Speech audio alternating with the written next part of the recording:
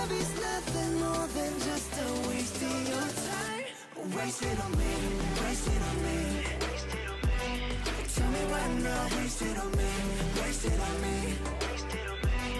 Baby, why not waste it on me, waste it on me.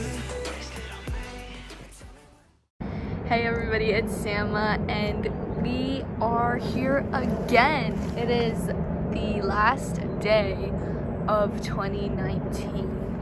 Last day of the decade. Also, which means this is the last video, my last video of the decade. So that's pretty cool. Last year I did this like reflection of 2018 thing. So I thought it would be fun if I did that again this year and maybe made it like a thing where I do it every year. Because I really enjoyed filming that.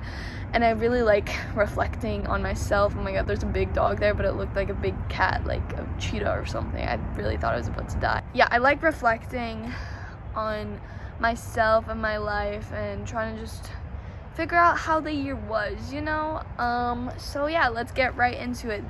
Last year I kind of just like blurted out whatever I wanted to talk about, but this year I wrote in here a little so I could have some sort of rhythm to what I say, so hopefully it'll be a little better.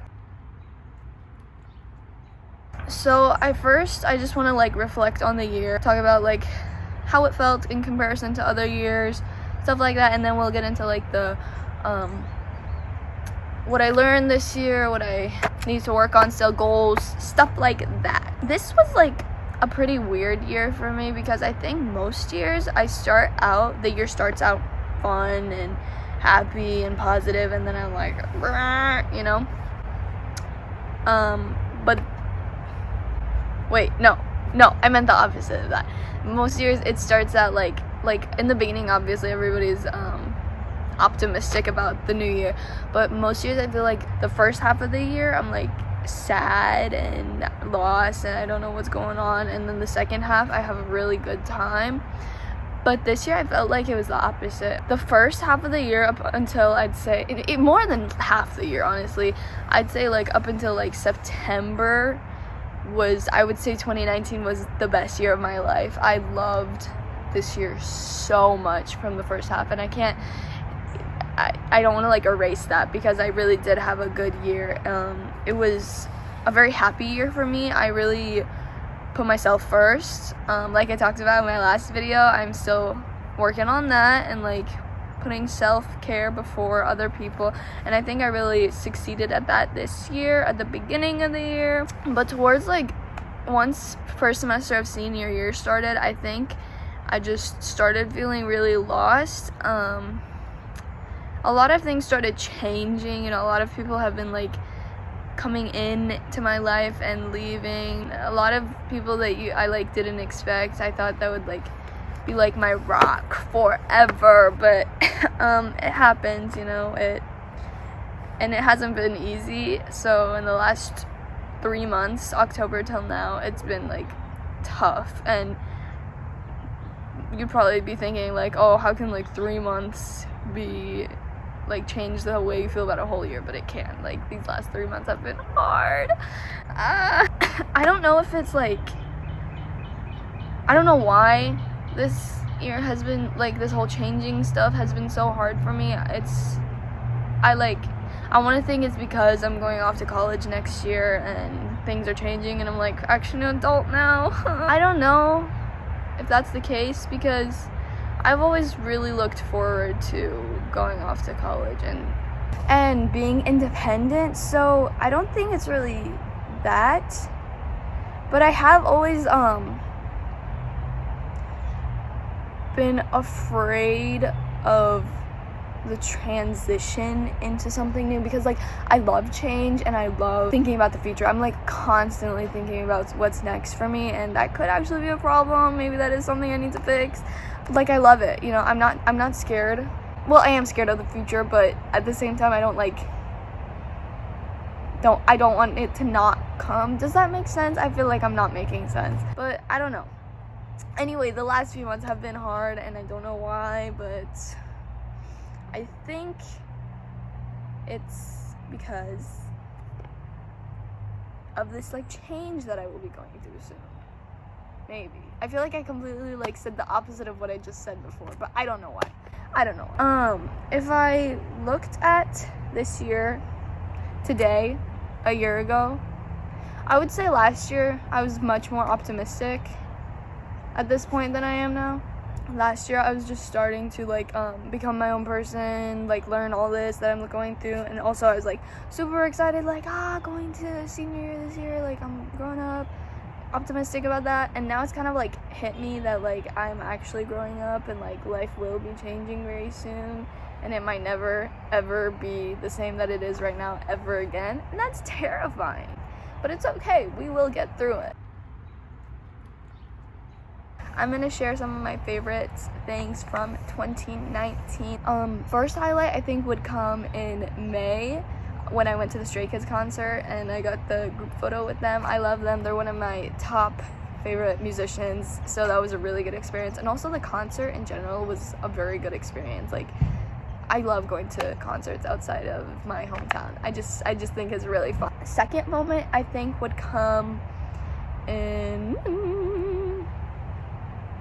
over the summer. I think this is gonna get out of order, but over the summer I went to Iran again for the first time in 4 years, and I met my baby cousin. He's 2 years old, so I'd never met him before, and he's like we clicked so well. He's like my best friend now. I loved him. I played with him every day, and he was just like so sweet. I loved meeting him, and I can't wait to go back so I can meet him again.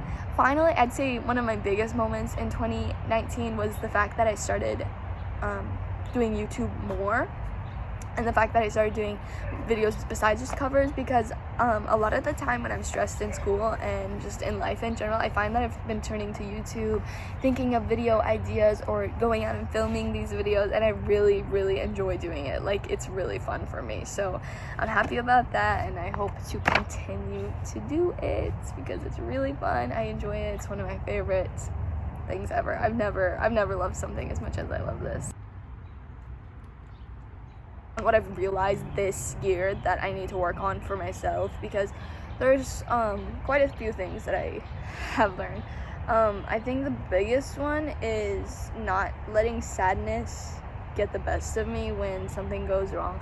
I tend to have that problem where when I'm sad, I will be so sad, like sadness, woe is me, that the sadness consumes me, and like it is the only thing I can think about, and it's literally like paralyzing. I can't get out of bed sometimes when I'm really sad, when something really bad happens, which is kind of what happened the last 2 months, but it's okay, we're getting over it. So yeah, that's something I really want to work on. When I'm sad, I see everything at its worst. I'm like, this was the worst year, everything sucked, stuff like that, and everything every like small inconvenience can leave me broken for days. So I really want to work on that. And on the other side of that, I feel like when I'm not sad, I tend to undermine my feelings and my emotions, because if like when I'm sad, it consumes me, but then as soon as I'm not anymore, I'm like, that didn't happen, it wasn't that serious, which can also be a problem, because I think in order to really move on and grow, you need to kind of acknowledge what you've been through, acknowledge the emotions that you've gone through, and I have a hard time doing that. I basically, all my problems are emotion related, because I don't know how to express myself besides through music. So yeah, the other thing I wanted to talk about, so another thing I've realized this year is, well, I think I've known it before this year, but it really just like clicked this year, that I tend to put my happiness into the hands of others, like a lot.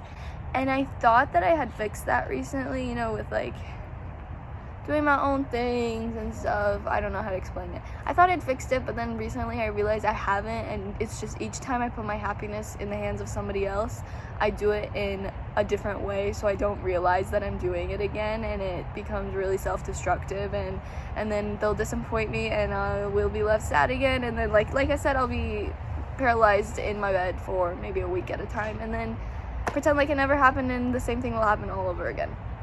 So yeah, I have a problem. And I think the biggest problem with this is that I put my happiness in the hands of good people, people who wouldn't intentionally hurt anybody. And that's the problem, because human beings are so flawed. Even if they have the best intentions, even if they don't mean to hurt you, and even if they don't realize that they hurt you, they can still hurt you, because our standards and our expectations for people are so different that no one person can live up to every single expectation that we have for them. So yeah, it's better to just be friends with people, but don't put your happiness in the hands of them, because then you'll end up really hurt. So what I've learned this year, the biggest thing I've learned this year, I think, is that not everything has to get 100% of your effort and your time. I don't know if this is like the Capricorn coming out in me, but I want to be good at everything I do.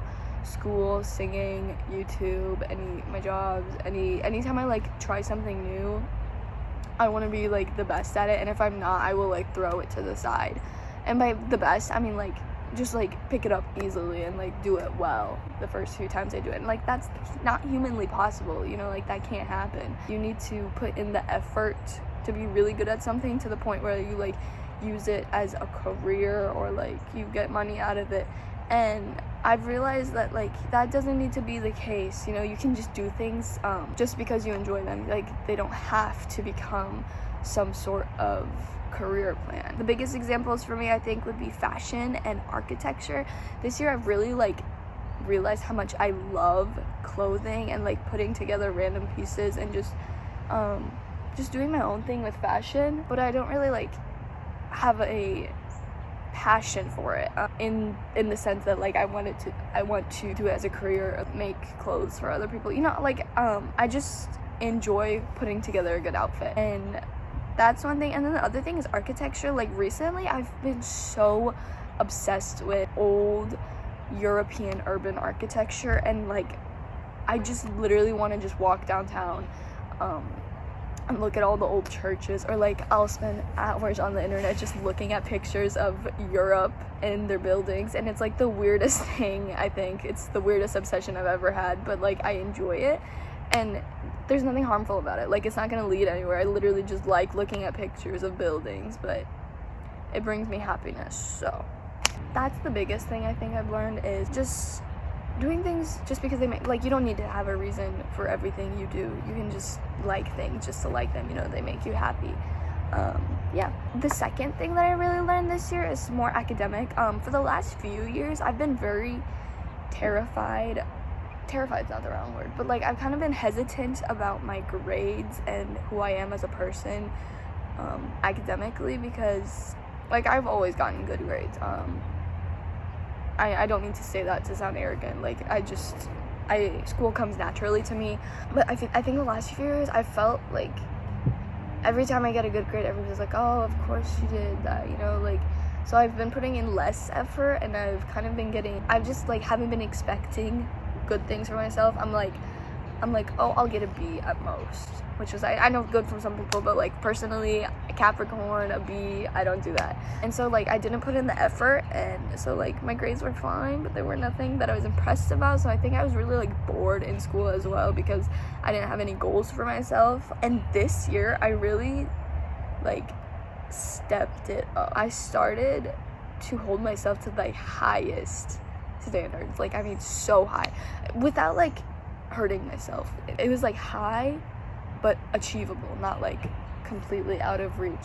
And I found that it really helped, because not only have I been getting the best grades that I've gotten all of high school, but I've also really been interested in the things that I'm learning this year. Like the courses I'm taking are actually interesting, even though I don't like have a passion towards some of these subjects. I like learning about it, so I think that's good. I'm glad that I found them, because obviously I still have quite a bit of schooling to get through, and if I find out how to make that more enjoyable, that is good. This video is coming to an end, and I just wanted to talk about some goals I have for 2020. One goal is still like letting go of the fear that I have when it comes to doing the things that I'm passionate about. I tend to be a bit of a perfectionist, so I have this fear of failing in the things that I love, so I tend to just like not do it, and I'm still trying to get over that. Second goal is I want to support more women artists, women in general, but specifically women musicians, because I found that a lot of my top artists are male, which like isn't a bad thing. I like the music I listen to, but I want to support more women because I found that anytime I listen to a song made by a woman, I really enjoy it and I'm like obsessed with it, so I'm like, why not just do it more, you know? Next goal is pretty simple but complex. Be happier with myself. It's something I've been struggling forever, and I think I'm getting better. I think I was better at it this year than I was last year, so hopefully next year will be better than this year. Ooh, another goal, this is pretty like simple, but I want to journal more. I started journaling this year. I've done just a little. I started in August, and I've done a few pages. I don't do it very often. I found that I do it more when I'm sad, and I want to make it more of a habit where I journal all the time rather than just when I'm sad, so I'm used to like sharing my emotions. Okay, I think that will be the end of this video. Thank you guys so much for watching. I hope you had a good 2019, and if not, I hope that 2020 will be better for you. Even if you did, I hope 2020 is better for you. I hope 2020 is better for all of us. It's the start of a new decade, so let's make it count, guys. Thank you so much, and I will see you on my next video. Bye.